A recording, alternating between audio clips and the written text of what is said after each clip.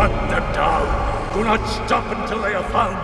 You do not know pain, you do not know fear. You will taste man flesh!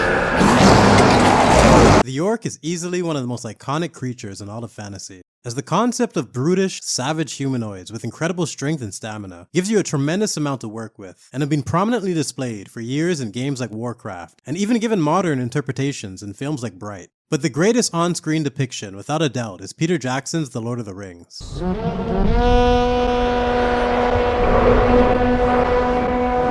Showcasing the differences between goblins, orcs, and the unique hybrid, the Orci. Getting an understanding of their culture and abilities through the progression of the story, and the emphasis on their aggressive nature being ingrained in them from birth, resulted in one of the most terrifying antagonistic forces in all of fiction.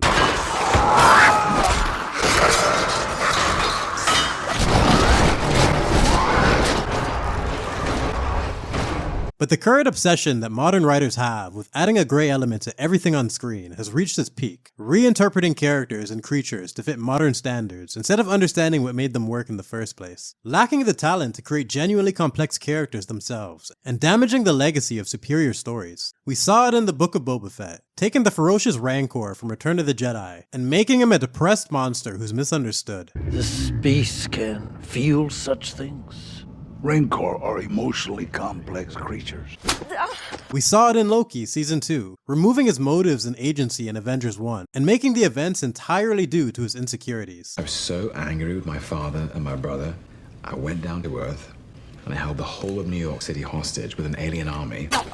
And now we have come to Rings of Power Season 2, where instead of the menacing force of warmongers built for battle with an unquenchable thirst for combat, we get Glug, the most pathetic orc I've ever seen. And I want to take the time to compare him to some of the best orcs in the series, from Ugluk to Gothmog, and see what made them so memorable. In the first major battle scene, the Fellowship is attacked by a horde of goblins. Sheepish, gangly little creatures, lacking the size and strength of the other breeds, but making up for it with sheer numbers. But still an enemy that is a manageable task, even for a group of hobbits fighting on pure adrenaline. But when faced with the threat of the Orci, who can travel in daylight and march for 3 days with no food or rest, the hobbits are as helpless as children, as Merry and Pippin are captured with ease at the end of Fellowship, resulting in some of the best orc scenes in the trilogy. Give him some medicine, boys! Stop it! God, take his blood! Instead of the focus being on the gorgeous practical effects and the incredible cinematography, what stands out the most to me is how much they took advantage of this opportunity to characterize them, showing their sense of humor as they mock the hobbits, and displaying the clear differences in fitness and demeanor between the orcs and the Orci. We're not going no further till we've had a breather! Get a fire going! Two groups forced to work together under orders from Sauron and Saruman, both wanting to take credit for the job, adding a blue-collar nature to menacing creatures in the most natural of ways, and using the threat of hunger to cause a rift. They are not for eating. The prisoners go to Saruman, alive and unspoiled. This scene not only establishes which race is the dominant one, but highlights the discipline of the Orci, as Ugluk takes charge and sets them all straight. And after one hungry orc steps out of line, he makes an example out of him in the most glorious of ways. Looks like meat's back on the menu, boys! Adding cannibalism to an already stacked list of traits, and giving us a look into their individual mind states instead of treating them like a mindless horde. I don't take orders from orc maggots. Saruman will have his prize. We will deliver them. Now what about the orcs? Lacking the raw power of the Orci, but much more formidable than the goblins, with the size to be a threat in battle and the numbers to make up the large majority of Sauron's forces. A staple throughout the entire trilogy, but best represented by Gothmog, who in just a few scenes did a fantastic job of showcasing their hatred for humanity.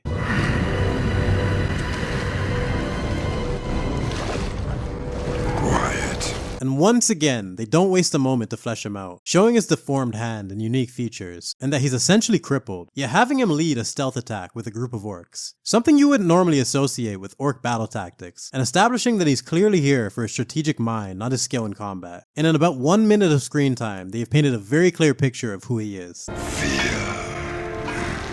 The city is ripe with it. Let us ease their pain. You get a sense of his ruthless nature with the psychological warfare that he employs as he orders the release of the prisoners, and during the heat of battle, refusing to take any assistance, and demonstrate the strength of his mind in spite of his body.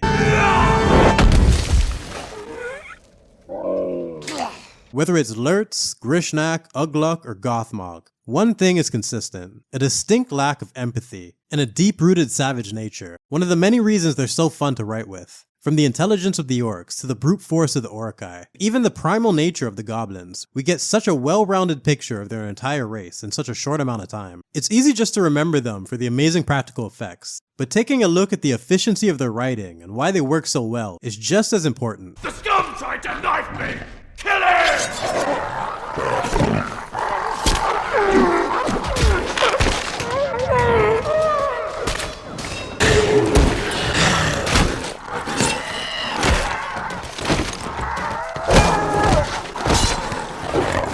Now, let's compare those scenes to the Rings of Power. Welcome to Mordor. Work this land well and you'll be fed well. Work it badly and you'll feed the soil. In Mordor you bow or you bleed. Unlike the films that left it open to interpretation, this show wanted to make it clear from the very beginning that the orcs are an oppressed faction, being swayed by Sauron, the politician, providing promises of free healthcare and lower taxes. Many orcs will die. But out of the chaos, we will forge a new and perfect order. And after the orcs express their doubt, he proceeds to remind them that they're crap. You have nowhere else to turn. Elves will never accept you. Men will never look upon you with anything but horror and disgust. So one of them decides they've had enough of his shit and they try to take him out, only to get shanked, as all the traumatized orcs look on in horror at their fallen comrade. We're 6 minutes into season 2 and they've already screwed this up, where instead of a lack of empathy being a part of their nature, everything and everyone needs to be misunderstood, desperately trying to make them out as sympathetic, but doing nothing to reflect that in their actions as they go back to being ruthless murderers, rather than displaying any of the complexity that they want us to believe suddenly exists. Adding a grey nature to orcs is not something I'm against, but in The Lord of the Rings it's very hard to pull off. But that didn't stop them from giving it a try with Glug, the sensitive orc. Move those legs, king! And unlike Ugluk and Gothmog, they do absolutely nothing to establish his thought process or his position. All we find out is that he's afraid of Sauron. And instead of taking the opportunity to see the difference between him and Waldrig as the two captains of Adar's army, like what was initially attempted with Kylo and Hux, they basically just stand around doing nothing during the interrogation scene. Not a great start, but let's see where it goes. Preparations are nearly complete, Lord Father. But we are safe here. We have a home. Must we go to war again? Oh my god. Do you remember the management orc pleading with Saruman about manpower and realistic output? But my lord, there are too many. They cannot all be armed in time. We don't have the means. He was worried about logistics. He wasn't begging to see his wife. And once they got the green light to burn down Fangorn, he was totally down for war. Burn it. Yes. Yet somehow the orcs in the Rings of Power are represented by this bald little coward, desperately pleading to stay home, scared of a little war. And to cap it off, they show him holding his ugly-ass family, trembling in fear, when they haven't done a single thing to earn my sympathy. The feelings always come first with modern writers, trying to make the orcs out as the victims, but still needing them to be horrible monsters so we can have fight scenes. With Gothmog, in just a couple seconds, we got a good sense of his intelligence. But with Glug, they go out of their way to show that he's a dumbass as he mocks the prisoner instead of checking for weapons, and almost gets Adar killed. And once again, instead of developing his character after deciding to give him this much screen time, he's standing around, staring into space as Guy Ladriel explains out loud that Sauron is luring them into a trap. And rather than having him finally speak up and debate the validity of her claims, they make sure to confirm that he's the biggest pussy in all of Middle-earth, as he hesitates handing Adar the horn, even after establishing that he has a family and he doesn't want to go to war. What the fuck is the point of this character? They go out of their way to make sure that they don't show him on screen during any of the battle scenes, and the only time he pops up is to complain. Many Uruk are dying. What are your orders, Lord Father? Shall we sound the retreat? No. Adar!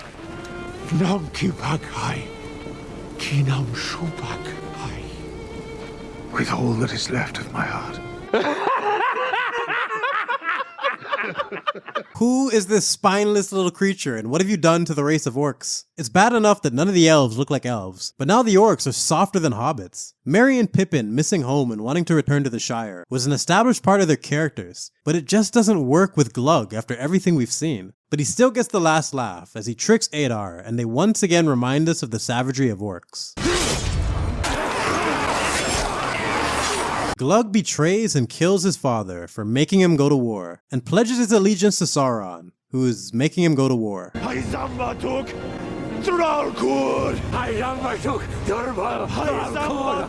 So I ask again, what the fuck was the point of this character? We are overwhelmed, Lord Sauron. The dwarves are securing the elves' retreat. Is he a double agent, playing the long game in an attempt to end orc oppression? Does he have some type of master plan that will be revealed next season? Will he be... No, he's dead. Stabbed in the neck from another Sauron tantrum. They went out of their way to have him wear chainmail this entire season just to forget that it exists and stab him right through it. Rest in peace, Glug, you little bitch. Thanks for the memes. I don't know, man. Ugluk's helm took out Viggo's toe, and his death had a major effect on the plot. Gothmog had one of the most thematically suitable deaths, being cut down by an elf, a man, and a dwarf, after claiming the time of the orc has come. But what kind of legacy will Glug leave behind? Who the fuck is even gonna remember this guy? After 8 episodes, he's potentially had more screen time than any of the orcs in the movies. And in all that time, what they managed to achieve is just embarrassing. Lurtz was defeated in battle, but still showed the fighting spirit of the Orcai, and a reminder of things to come. But the only time that we see Glug get his hands dirty is to stab his leader in the back.